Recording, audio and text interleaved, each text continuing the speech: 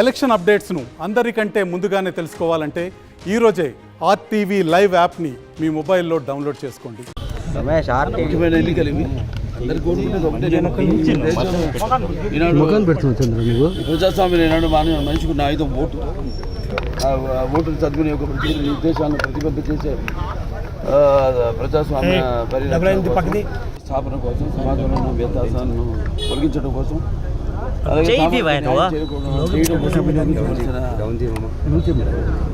అతి పవిత్రమైన సాధన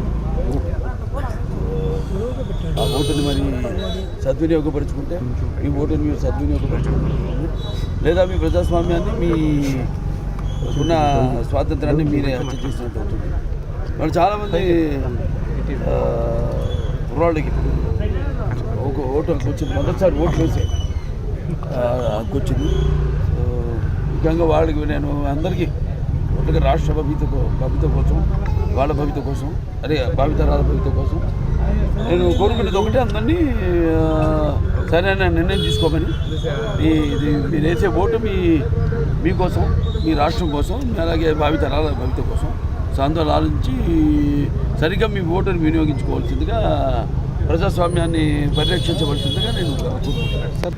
తెలుగుతాను జనంలో ఎక్కడికి వెళ్ళిన స్పందన చాలా బాగుంది. ఎందుకంటే రాష్ట్రం అధోగతి పాలు అయిపోయింది. సో వాళ్ళు పార్టీకి తోడుగా వాళ్ళు కూడా ఉన్నారు. ఇవాళ అందరూ కూడా బయటికి వచ్చారు.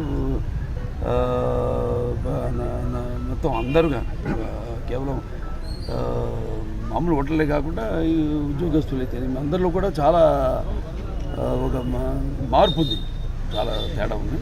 తప్పకుండా మా తెలుగుదేశాన్ని గెలిపిస్తారని విశ్వసిస్తున్నాను.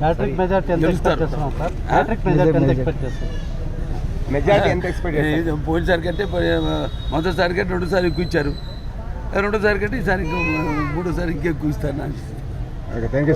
మరిన్ని వీడియోస్ కోసం ఛానల్ ని సబ్స్క్రైబ్ చేయండి. లేటెస్ట్ అప్డేట్స్ కోసం వాట్సాప్ ఛానల్ ని ఫాలో చేయండి. అండ్ లింక్ డిస్క్రిప్షన్ లో ఉంది.